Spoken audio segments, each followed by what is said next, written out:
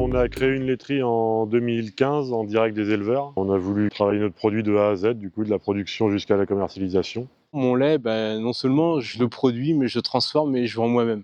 Et ça, c'est une sacrée fierté. Principalement, on le vend directement en grande surface. Et après, on travaille aussi avec des industriels, type Pasquier. On est parti avec en direct des éleveurs sur le bas carbone. Du coup, on est venu à travailler avec Carbon Farmers en tripartie avec Pasquier, laiterie de Nusavou, pour que nous, ça nous serve pour la laiterie et que aussi ça leur serve pour leur entreprise. Brioche Pasquier, donc on est engagé dans une stratégie de décarbonation depuis maintenant 2 ans. Le projet de la laiterie s'inscrit complètement dans cette démarche de baisser nos émissions de l'ensemble de la chaîne de valeur. L'essentiel des émissions, elle vient de l'amont en fait, de nos achats.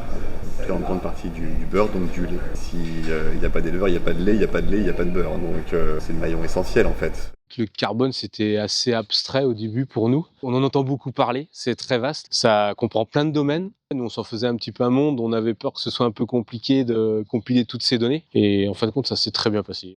Là, moi, mon rôle, c'était d'aller faire les diagnostics directement sur chaque exploitation et de tirer les conclusions des résultats qu'on a obtenus. L'objectif de la laiterie était relativement clair et les éleveurs étaient impliqués dedans. L'objectif, c'était effectivement de calculer les facteurs d'émission du lait.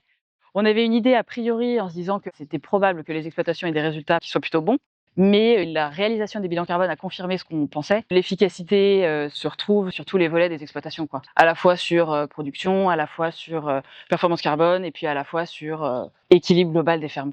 On a la chance, nous, en agriculture, d'avoir énormément de leviers sur le carbone, et principalement en élevage, grâce aux prairies.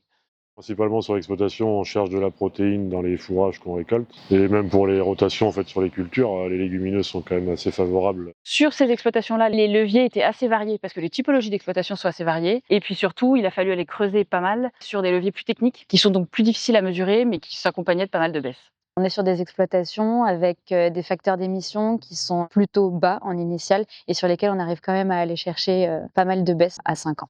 En fait, chez Carbon Farmers, on propose un modèle de valorisation avec les crédits carbone et puis plus la partie filière. D'un point de vue filière, avec la donnée, la qualité de la donnée et les niveaux de facteurs d'émission, on accompagnera la laiterie pour valoriser ce type de résultats. Et l'idée, en fait, c'est de les accompagner à structurer et mettre à disposition et surtout certifier la donnée pour leurs clients et puis les clients de leurs clients pour créer cette filière autour d'une donnée robuste et de facteurs d'émission que chacun peut intégrer à son reporting.